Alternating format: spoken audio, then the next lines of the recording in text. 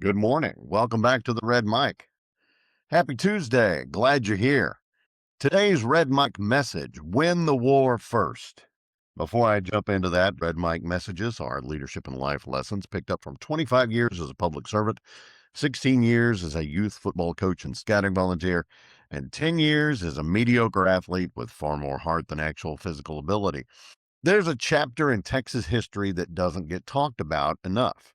Not the Alamo, not San Jacinto, but what came between. In 1836, Texas was on the brink.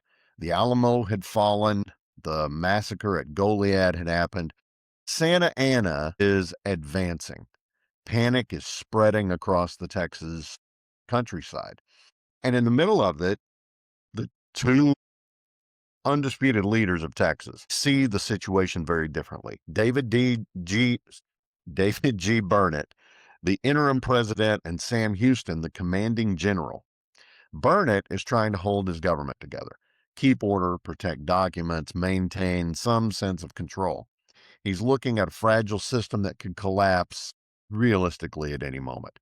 Now, of course, Texas had rebelled because Santa Anna had violated the Constitution.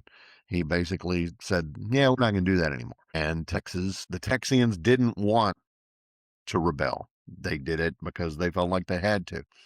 Burnett was looking at this fragile system. He knew it could collapse any moment. He's trying to hold it upright long enough for it to matter. And from his perspective, Houston's actions didn't make sense.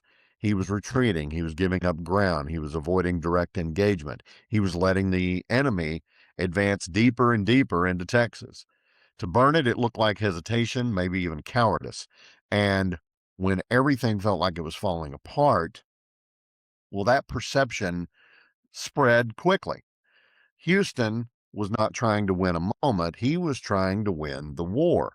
He was looking for his ideal battlefield. He knew what he wanted, but he knew his army wasn't ready. He knew a rushed fight was going to lead to defeat. He knew that timing mattered more than appearances. So he was trading space for time. He was getting criticism for positioning. The short-term perception, he was giving up that ground for what he saw as the long-term success. So he absorbed the criticism. He kept retreating. He kept buying time. He kept waiting for his ideal moment. That took a different kind of discipline.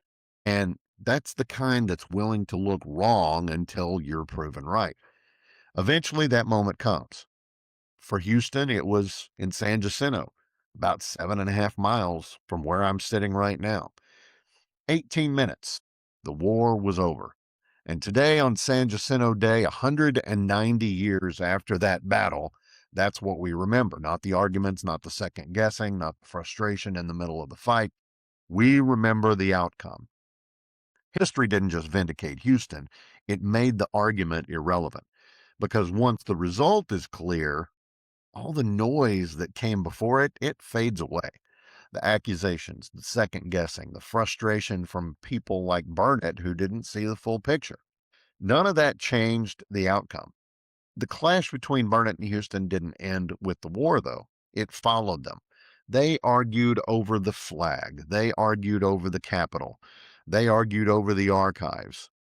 A whole lot of different issues, but the same tension. Now, Burnett wasn't a villain.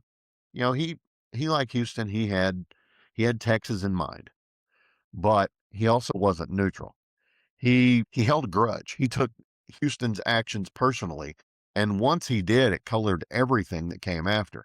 Every disagreement got sharper. Every decision got filtered through that lens. It stopped being about the issue and started being about the man.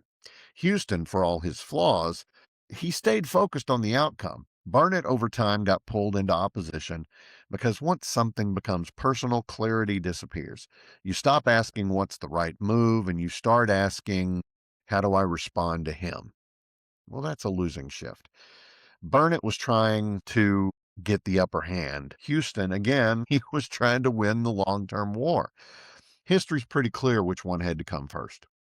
Now, Houston didn't win because everybody agreed with him. He won because he was right, and he stayed right long enough for it to matter. And after the war, Burnett kept fighting the man.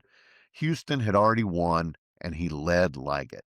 Relating this to business, sometimes inside an office, you'll run into the same kind of dynamic. Two capable people chasing similar goals, but speaking completely different languages. One might be protecting process and stability, the other is pushing timing and results. And if they let it get personal, they stop solving the problem and they start reacting to each other. The teams that actually win are the ones that keep it about the mission, even when they are oil and water personally. Winning the mission has to come before winning the argument. Not every retreat is failure. Sometimes it's positioning. Personal offense is one of the fastest ways to lose your objectivity. Stay focused on the outcome, not the personality, because history rewards results, not grudges. And on this San Jacinto day, that, my friends, is today's Red Mike message. Hope you found it interesting or helpful. I hope that if you are a Texan, you take a moment to remember this day. 18 minutes to glory happened again about 7.5 miles from where I am right now this minute. I love you guys. Thanks for being here. These Red Mike messages are for you. So if you want me to cover a particular topic, give me a message down in the comments. Tomorrow I'm going to talk about, since I'm here at the coast, tomorrow I'm going to talk about seafood, one particular kind of seafood, and how it relates to personal success and group success. So please join me tomorrow. But until then, don't forget, as always, life is short. Drink the bourbon. I'll see you.